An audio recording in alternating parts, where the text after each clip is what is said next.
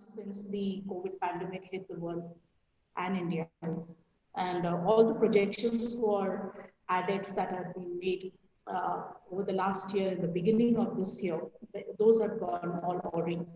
How do you view the current scenario for the advertising industry? And what are the headwinds that you foresee for the industry? And second part to this question is, in your opinion, how long will it take for things to see a semblance of normalcy, a return to normalcy?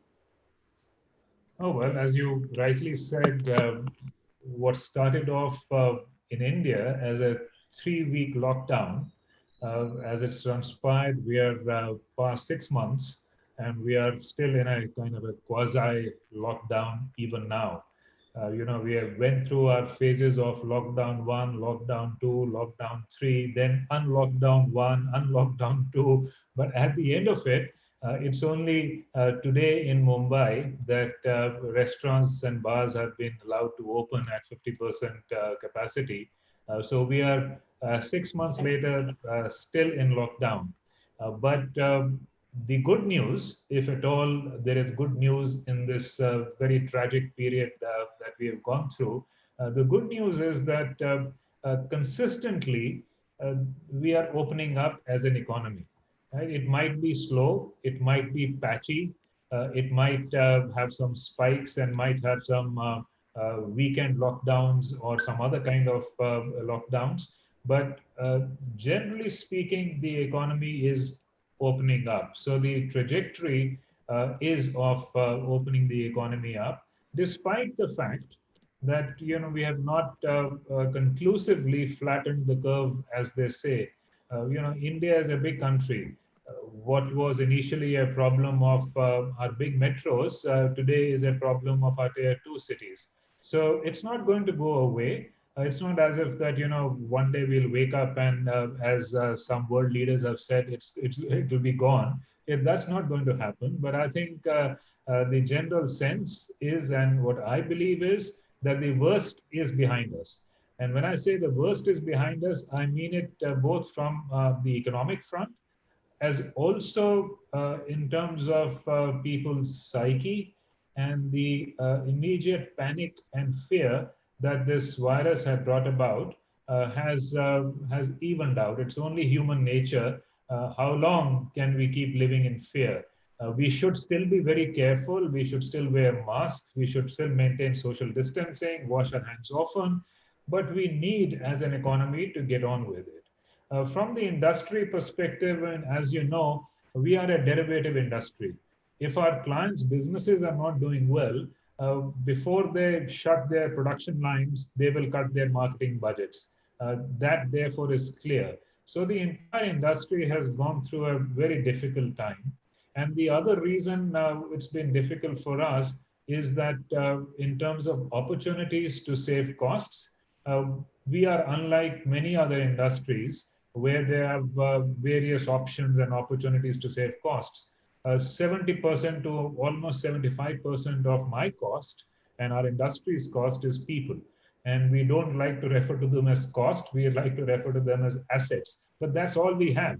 So when somebody says that you need to cut costs, it means losing our people. And that's something that we don't want to do and we didn't want to do. So therefore, for us, it's been, in a sense, a bit of a double whammy. Our revenues have come down and we don't have too much play in terms of saving costs. So it has been a difficult time. But as I said, it's taught us a lot of things. And the worst, as I said, is behind us. Whenever I'm asked from our regional people and the global guys as to how is it, is the situation better? I say, you know what? May was better than April. June was better than May. July is better than June. August is better than, and that's how we are looking at it. I refuse to compare it with last year because last year and this year's comparison doesn't make any sense. We didn't have a global pandemic last year. All we can see is directionally we seem to be going in the right direction. And I think with the festive season coming up, I think we are going to see more improvement going forward. Right. Now coming to, if you hazard a guess, so to say, how long you think it will take for things to return to some semblance of normalcy? Well, I wish I had a conclusive time frame. Unfortunately, I don't, and I don't think anybody does. However, just today I saw the chairman of Maruti saying that this festive season, the sales of Maruti Suzuki will be as good or even better than last year this time. So while I am loath to compare our performance of this year with last year, the chairman of Maruti says that auto sales are going to be back. And remember, in the month of April, in the history of auto industry in India, never have we had a month where not a single unit was sold. So from those bad, dark days, we are in a situation where the chairman of the largest car manufacturing company is saying that this festive season may even be better than 2019 festive season. So it's anybody's guess as to how quickly we will recover. All I can say is that cricket is back, which itself is a mood uplifter, as well as I guess a sign that people are willing to pay money and sponsors. We may have had different kinds of sponsors this year, a lot of new faces in the sponsorship bandwagon, but they are there. The timing of IPL is coinciding with the festive season. On top of it, there is pent-up demand, which has still not been satiated completely. So I think a combination of these factors, I am pretty bullish and optimistic, and I agree with the chairman of Maruti Suzuki that this festive season is likely to be a pretty good and robust festive season. So how long will this pent-up demand take to get satiated? And will it continue to the first quarter of 2021 and the entire year is anybody's guess. But as I said, the trend seems to be positive, and I am of the opinion that the worst is behind us. Besides, given a choice, I'd rather be an optimist than a pessimist, and I think I'm tempering my optimism by the realism that I see when I speak to our clients, where industry after industry giving a few industries like aviation and hospitality and retail, which are taking a bit longer to recover. I think overall the mood is upbeat. And if you ask me, it's, as I said, there were two reasons. One, the economy is opening up. And second, I think as people, as companies, as brands, we are pretty resilient. And once we have got used to the fact that this is not going to get over in a day or in a week or in a month, we have found different ways, innovative ways to get on with it, to reach our products to consumers and communicate with them through different means. So I think we have been pretty innovative and resourceful as time has gone by. So overall, I think the mood of our clients is positive, and my mood is positive. And what I see from what's going on in the ad industry, I think it's the sense is that the worst is behind us. That gives out a very positive message, I'm sure. So you had spoken about the learnings that you had during this period. Could you share some of the learnings that you have and how these are going to help you plan the future strategy? Okay, it's a very good question. And I think my biggest learning was a reinforcement of what I believed about my company and about our people. As a company, suddenly when you are given a very short notice to start working from home, just to get the infrastructure going for more than 1,000 people that we have in South Asia, and to be able to be completely efficient and productive within 24 hours, at best 48 hours, as it is shows the agility that we have in our company. We are one of the biggest in India and South Asia, and to move this entire huge organization into work from home within 24 hours, to me was a remarkable reinforcement of what I believed our company is and should be. The second thing is about our people. While I have always believed in flexible working hours, and I've never put too much of an emphasis on people reporting to office on time and punching cards. And I've always focused on output. But as an organization, to let people manage their own time, not have anybody literally looking over their shoulders and supervising their work, uh, and yet people behaving in a completely responsible manner, managing their work-life balance, managing to work remotely, being resourceful, being collaborative. I think it's been an eye opener for me in terms of how fantastically our people have managed this very, very difficult and very anxious time. It's not just working from home; it is working from home during a lockdown. It is working from home during a very anxious time. For a lot of people, it's working from home when kids are at home and not in school. They are working from home when they've got old parents who they are worried about. So it has been a very, very anxious time. And yet, despite all of it, to be able to be productive, to be able to keep your chins up and keep your motivation going, to me, that's been the best learning about and reinforcement about our people. And I must add also about our leadership. I think our leadership has demonstrated that they can be very empathetic. It's one thing to have somebody in the office environment, but it's another to actually be talking to people in their team at their homes. You are, in a sense, you are invading their home life. They may have Absolutely. the rest of the family listening on. You have to be careful. You have to be empathetic. You can't say that you let the family wait at the lunch table while I continue to have my discussions. So I think our leadership also has been very empathetic, and I think it's, to me, the biggest learning is our organization's agility and our people's innovation and resilience and responsibility. And I just think all of us have learned to trust our people much more than we were doing earlier. The other thing I've learned, and again, which I have been encouraging earlier, is collaboration. And I've always said that, just because somebody is based in New Delhi doesn't mean that if that person's talent is required for a client in Bangalore, they should not travel or they should not be able to work on that particular client. But now, geography is literally redundant. I mean, I don't even know whether you are in Delhi right now or next door in a locality in Mumbai, because it doesn't really matter. And I think because geography has been made completely redundant, I think collaboration has increased by leaps and bounds.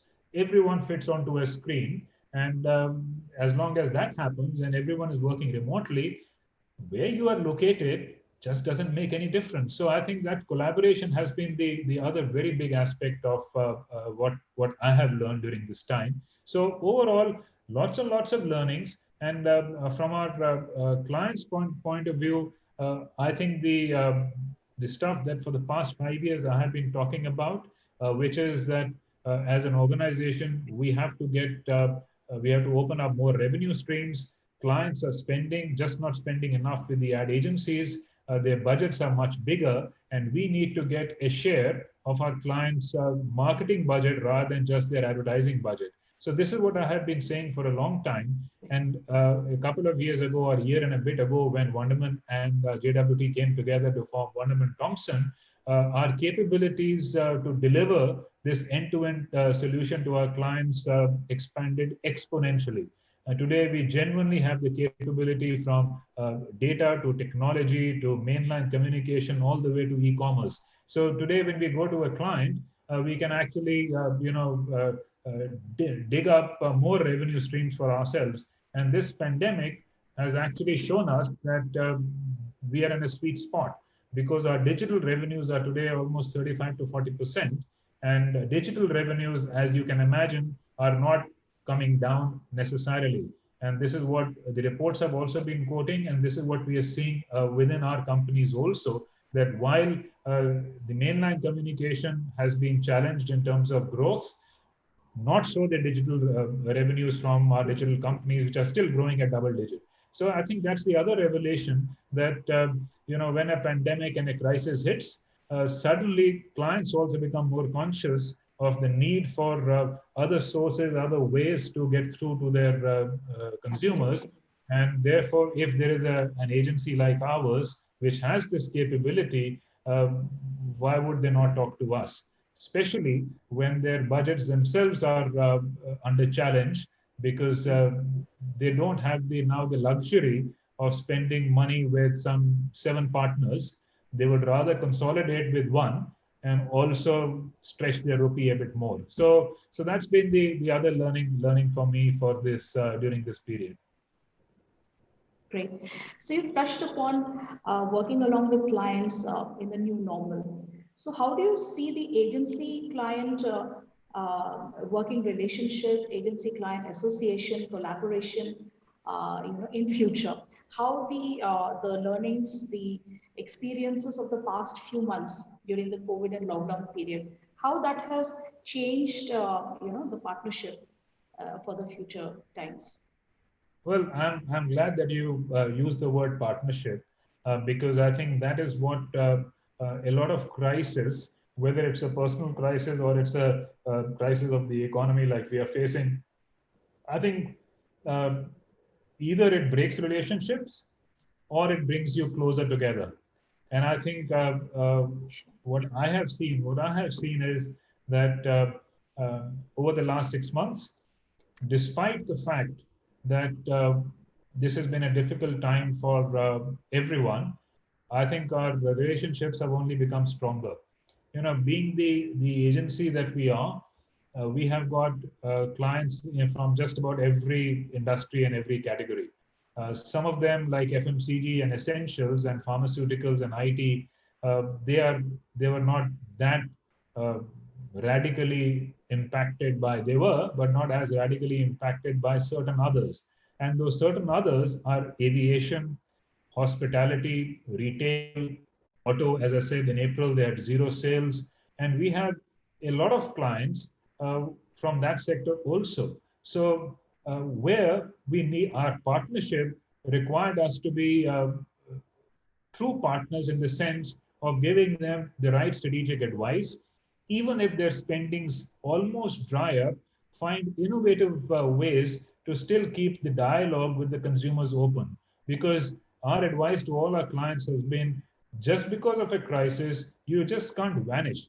While companies and brands are challenged, consumers are challenged even more.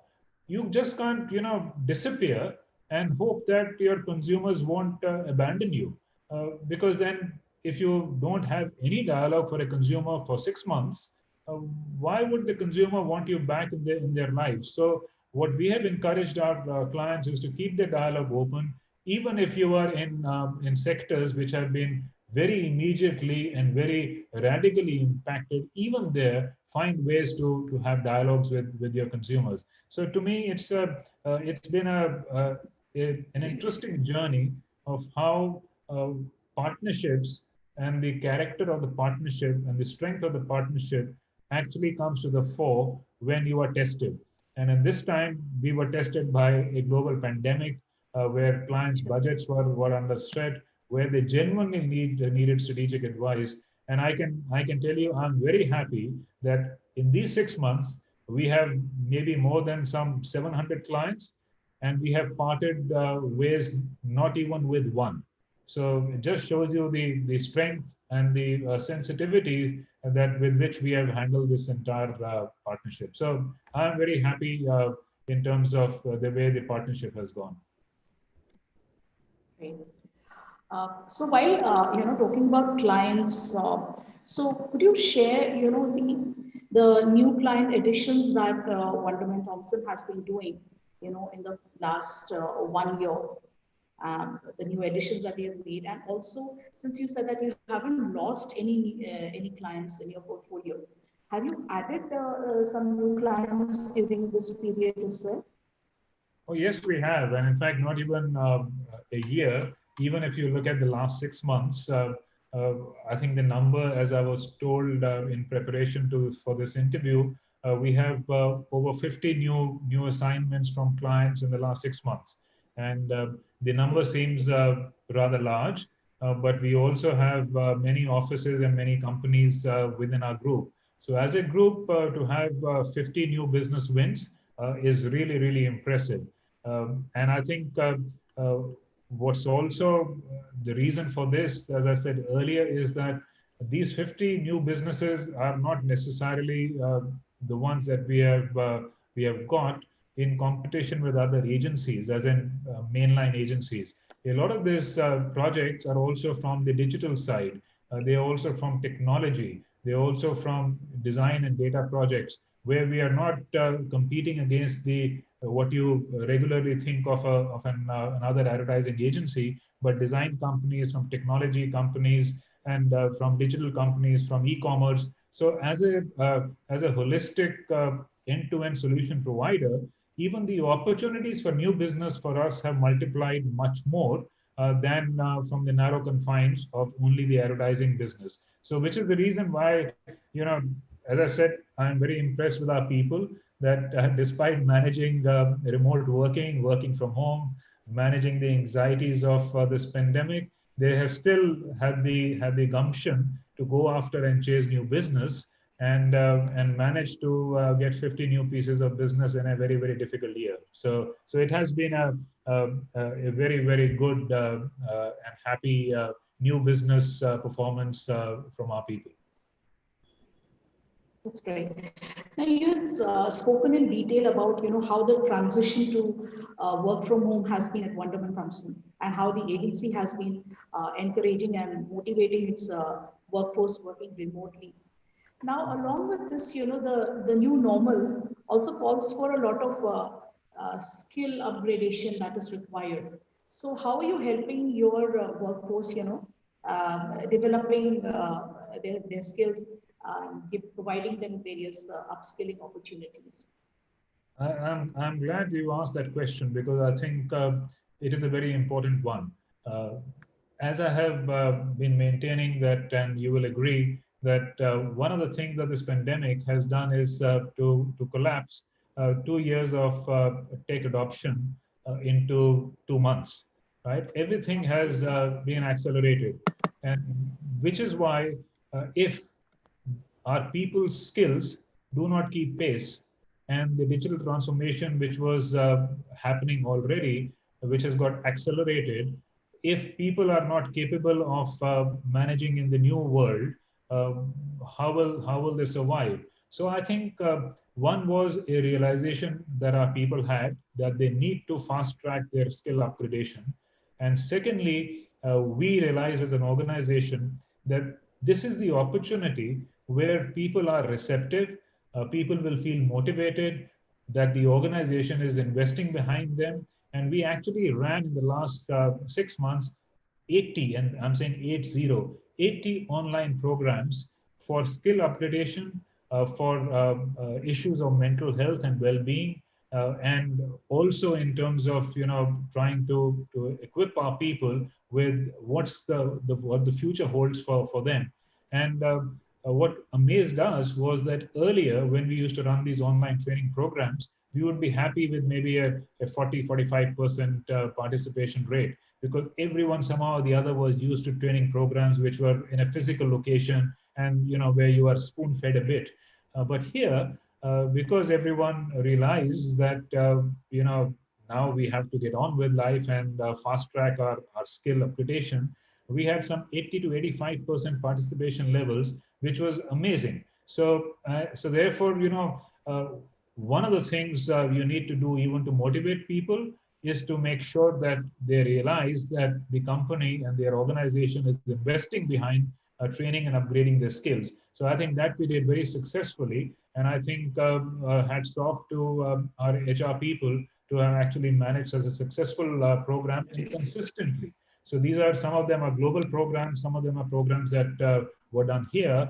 Some of the programs were run by our sister companies in the country, including companies like Mirum, which are technology and digital companies, and they ran programs also. So very heartening to see that the participation levels were very high, and also kept people motivated during these 6 months. So while you've spoken about how you are helping your workforce transition to the digital phase, the tech, more tech adoption, what has been the situation like in the brand side? You know, how is Wonderman Thompson helping the technology capabilities of its clients, especially in India? How are you helping your clients achieve that? Yeah, see, the first thing, as I said, was this is the time where when you don't know, when you're hit with something as serious and unprecedented as the pandemic, the first thing that is required is strategic advice. And uh, being a global organization, we had some learnings even from other markets. China and Southeast Asia, for example, they had a 3-month head start over us in certain respects. We could get some of the learnings from there to our clients in India. Then, since we are in Europe and the US, we also know what companies are doing there. So we brought global learnings to bear on and make use for our clients in India. So one was strategic advice. The other thing, as we discussed earlier, was a lot of the trends that were already developing, whether it's digital technology, e-commerce, just got fast tracked because of the pandemic and the lockdown. So again, in terms of we were already talking to all our clients, and our clients are all interested, whether it's using digital to communicate and using it more effectively, or using data, or the entire consumer experience and the consumer journey, and what we can do to impact each element, or e-commerce.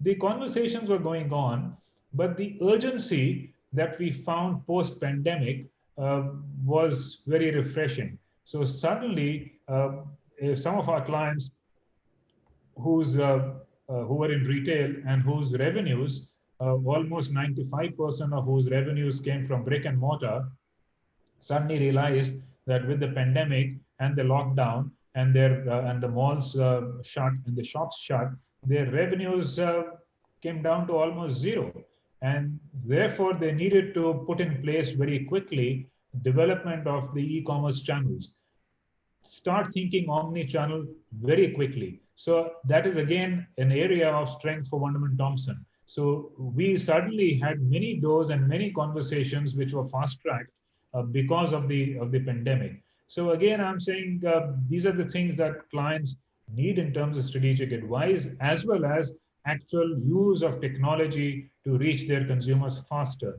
including in digital. Yes, television got a shot in the arm because people were sitting at home, but a lot of other elements of digital communication, which were in a sense nice to have earlier, suddenly became critical because a lot of other traditional media was just not available. So that's a lot of these things were genuinely fast tracked, and I think during the period of the worst of the lockdown, and as we are opening up, our advice to our clients has been, during the worst of times, you still should not disappear. You still should have a conversation with your consumers. And when coming out of the worst period, and when we're approaching the festive season, this is not the time to pull punches. This is the time to overinvest. This is the time where uh, the difference between two players in the same category will become visible. This is the time where men will be separated from boys, so to say, where the smarter companies and smarter brands will recover much faster than the others. We call it the bounce back velocity. With what velocity will different brands bounce back, even if they're in the same category? And this is going to translate into greater market share for the smarter companies and the smarter brands. So our advice to our clients from now till the festive season is over is to overinvest, don't pull punches. This is the time to gain market share. So I'm saying that's the kind of advice we are giving all our clients, and I'm glad to report they're listening. That's great. So, just quickly wrapping up before we let you go. So, you've spoken a lot about the business wins that you've had.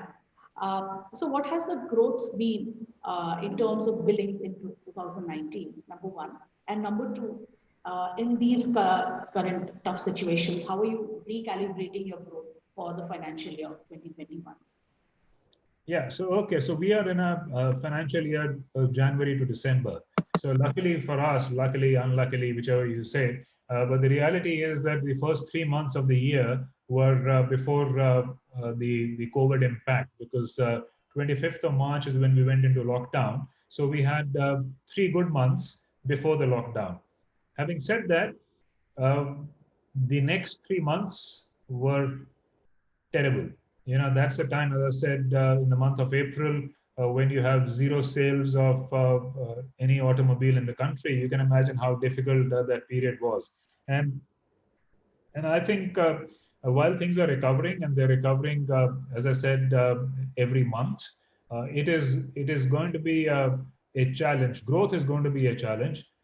We are lucky that we have, as I said, 35 to 40% of our revenues coming from digital companies. So while the ad industry might be showing negative growth, we are still hoping, not hoping, we are pretty sure that we will have positive growth. Now, how much will that growth be depends really on how the last quarter goes, because even till today, uh, many of our clients, many of our very, very big and high profile clients are still linked to a commission based remuneration. So depending on what the spend levels are, how much is the activity in the festive season, will depend on how much we will grow. But as I said, we are not dependent only on advertising and mainline communication. We are also a lot of digital and technology revenues coming in, which have not been as badly impacted, which are still growing in double digits. So overall, we are hoping for growth. If it's in the if it's mid single digit, I'll be very happy, but we will come to know only in the next 3 months. Absolutely. So, Mr. Rai, thank you so much for your time, your insights, and it's good to hear you being so focused on a growth-oriented future, and you remain so bullish and positive about the industry in the coming months. And we are also, hopeful of a speedy recovery, and for not just those COVID impacted, but the economy, the businesses, jobs coming back, salaries getting paid in full. And thank you. Thank you so much for the positive outlook. It means a Yeah, lot for us. I agree with you. And as I said, it's been a tragic time. But the ad industry, at least when we are talking about working from home, at least we should be thankful that we are in an industry where remote working is possible. It's not like a production line where people actually have to be physically present. So we are lucky. And Absolutely. as far as positivity and optimism is concerned, well, what's the option? And we need to be optimistic, we need to be positive. And just to tell you, there's some research from Wunderman Thompson Global, which reminds us that this is not the first recession the world is going through. Since 1923, Absolutely. there have been 16 recessions, where global recessions, and we have come through. We will come through this also. We will come through this with learnings, and we will recover, and we will look back and we say, okay, you know what? We stayed positive, we stayed optimistic, we did the right things, we believed in our people, and we live to do well in another year. So all positive, all optimistic, and to my mind, the signs appear to be consistent with our optimism. What a wonderful note to end this interaction. Yeah. Thank you so much for your news. Thank you. Thank you. Thank you very much. Thank you, Vijay. Thank you.